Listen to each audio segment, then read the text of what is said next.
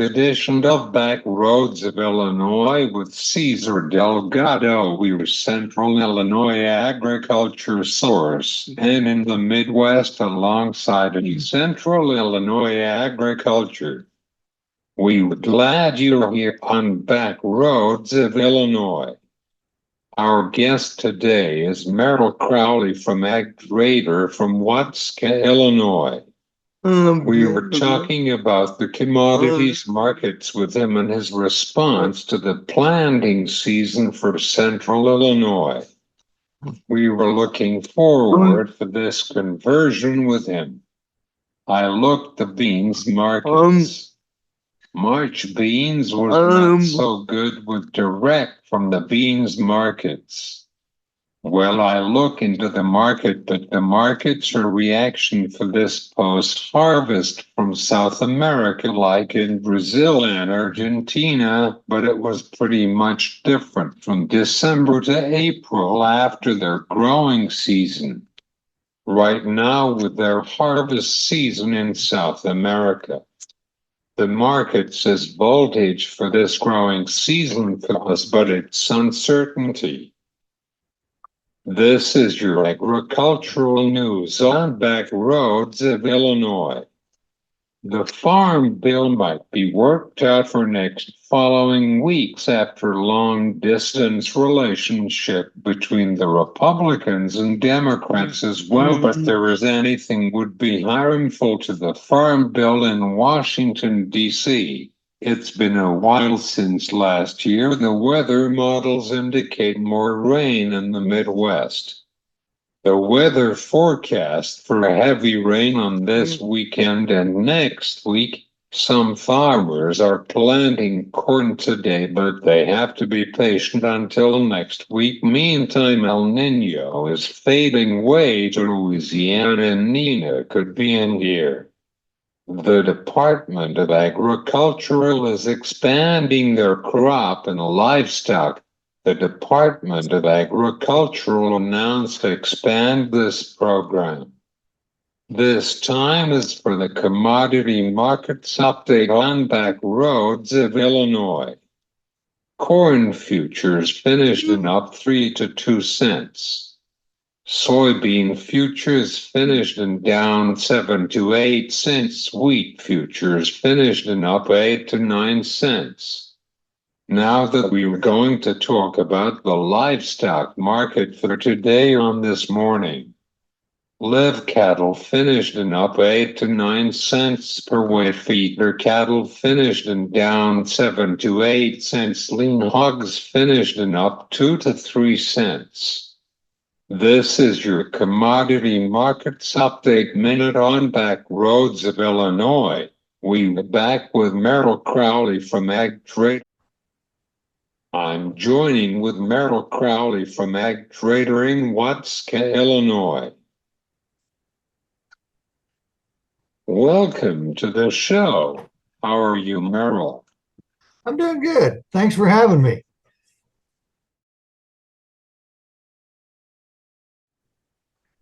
Let's start with our conversation about the trade on the beans markets. What happened with the beans markets for this week? The main thing that we see going on here is been the flooding in Rio Grande do Sul, and they're trying to kind of figure out how much of the flooding is cutting the production there.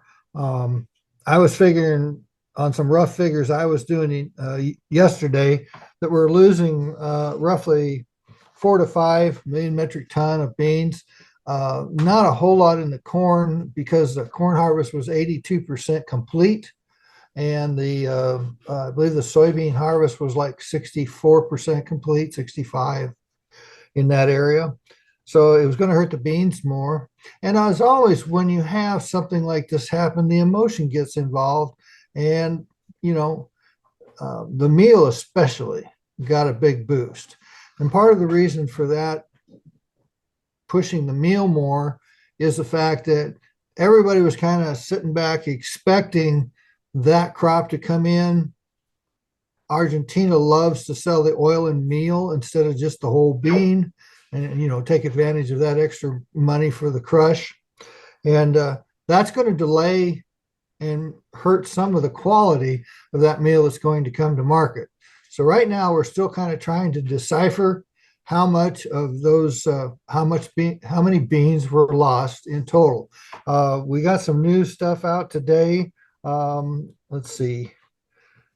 Broker and Paso Fundo estimated losses at 2.8 million metric ton in Rio Grande do Sul. Another guy said 4 to 5 million metric ton at risk from Safras and Micardo. Brazil Farm Co-op in Cortriza saw 10 to 15% drop in the production. So, like I said, they're still trying to come to grips with it. You get the emotional move from beans because they've been kind of slow, been trading lower. And it all works together to help push it higher. Once you start pushing it higher, then the computers come in and the buy program is starting to hit stops, and it keeps moving higher. That's what's going on right now with the beans. Soybean futures finished in up 2 to 3 cents for today's close, but the demand is lower for China. Yeah, the demand from China has been lower, although we did get a 22,000, was it, metric ton? Looking at my notes, and sometimes I can't pull it out.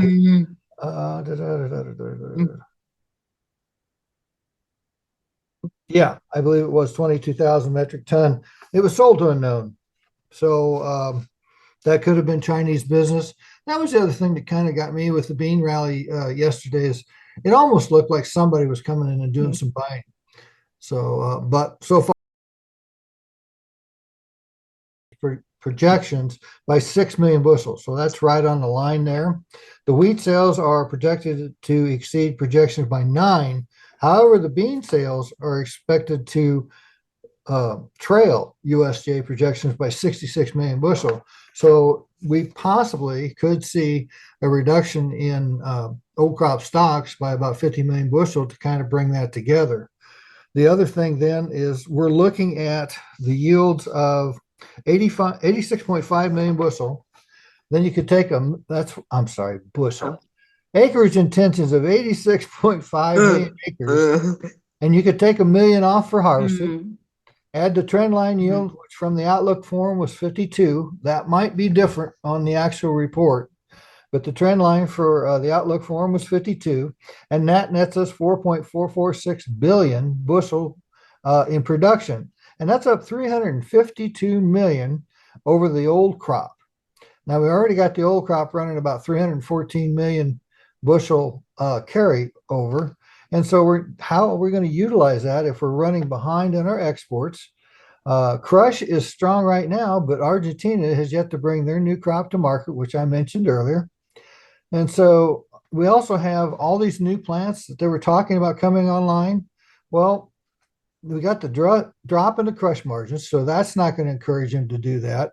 Then you've got the cost of construction due to increased interest rates and inflation. So it doesn't look like all these plants that we were once talking about coming online are going to come online. Currently, you have bean oil way down in the hopes that the farmers had for GREET to make the usage of more biodiesel and more and for ethanol for airplanes. The way they've put it and the way they've designed the GREET program, it's going to be almost impossible to meet their specifications. Which brings up the question is, if we can't meet the specifications with our own country, why is it right now there's a plant in Georgia that is importing ethanol from Brazil and making SAF fuel for airplanes? It doesn't seem to apply right. So that's another problem we're working into. So in long story short here, it looks like we could end up with about 500,000 or 500 million, 500 million, 500 million carry out in these beans. And if we do come up with that, that certainly doesn't bode well for $12 soybeans. We have to watch the markets for next following weeks because it has been crazy. Exactly. Right about the SNF.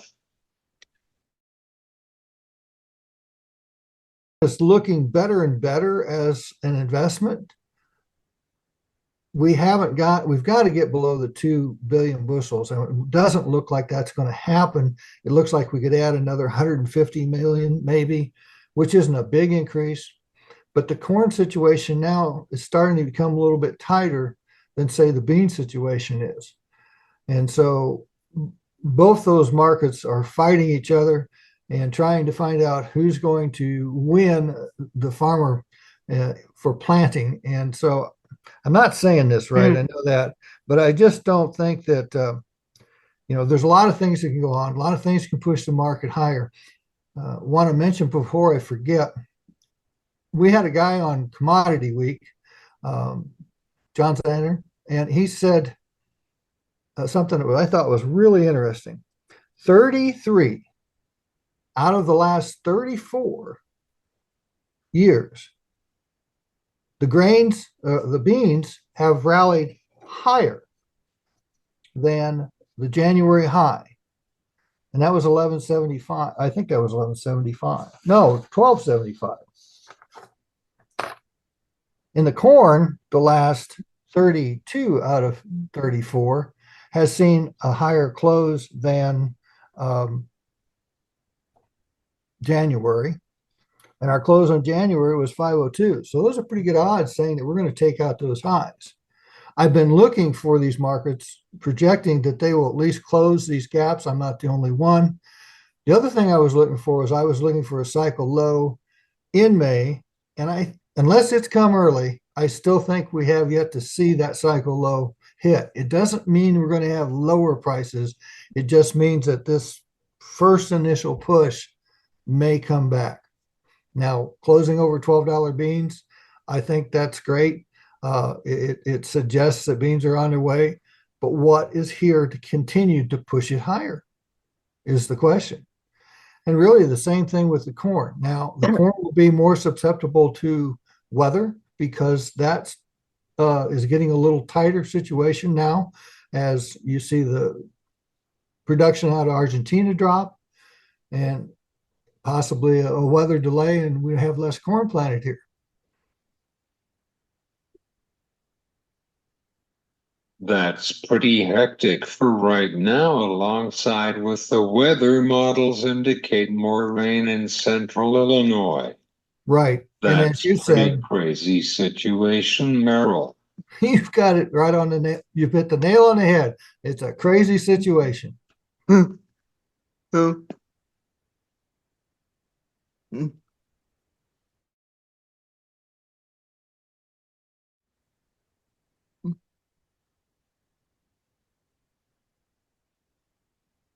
Is there anything would you like to go to say about the livestock sector and your response to the bird flu? Well, I don't think the bird flu is quite as big a problem as people are making it out to be.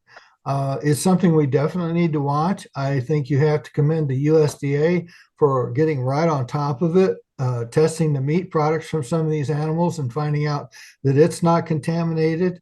I think that's a good thing. And I'm sure they'll be right on top of it, trying to do everything they can to suppress the disease. The other thing I see with this is outside of that, because that's the main story, technically, the whole thing is moving into a large symmetrical triangle. We keep having lower highs, but higher lows. And that, however we break out of that, will determine technically which way the market will go. But it just looks to me like from all the different charts I've seen over my time period that the high in cattle has been placed. I can always be wrong, have been in the past, will be in again, but it really looks to me like that is done. And then there was I was reading a commentary about a guy that was saying that he gave the bids for the cattle and then said producers were waiting for another $2 higher to sell. Well, that's kind of similar to what we've been doing in corn. Last year, we were waiting for corn to get to $7, and we didn't even get $6 sold. Now this year, everybody says, well, we want it to get back to 5. And if it does, and if it is a supply-driven market, which weather market is, the time you're going to have to price that's going to be very narrow. Psychologically, you could be sitting there like you were last year, and a couple of my customers said to me they were 1 week within having a 2012 disaster on their farm weather-wise. Well, when you have that, you don't want to sell anything. So you need to be prepared to be in that situation again and be able to buy puts. I didn't get done on the cattle, but the cattle weights are going up. 27 pounds higher than a year ago for the steers and heifers. The average weights have increased 34 pounds versus last year, which adds 4.1% to the beef production. And the other thing I don't like is we're coming into the barbecue season on these cattle. Where is the why aren't we rallying ahead of the barbecue season, the big demand decision? Everybody needs that beef to barbecue. Well, it doesn't seem like this year they're too much in a hurry to go out and get it. Yes, I heard about the testing on Wednesday afternoon by the Department of Agriculture. It is a black swan event. Indeed.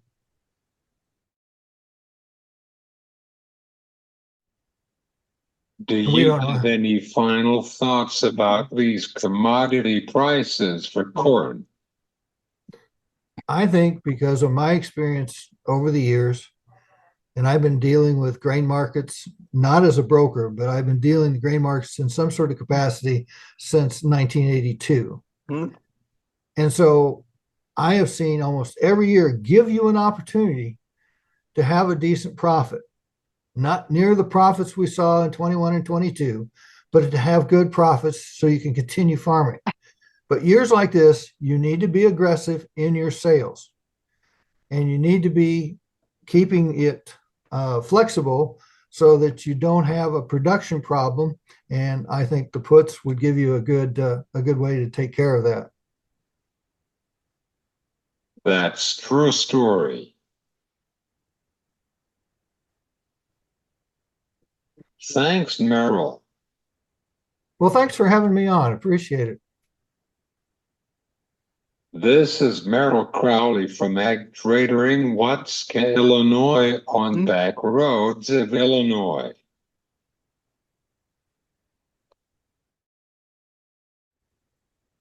Thanks to Merrill Crowley from Ag Trader in Watska, Illinois. Well, folks, there are our show on back roads of Illinois. You can subscribe to our show on YouTube and whenever you can get your podcast for Back Roads of Illinois. I'm Cesar Delgado. Have a good weekend.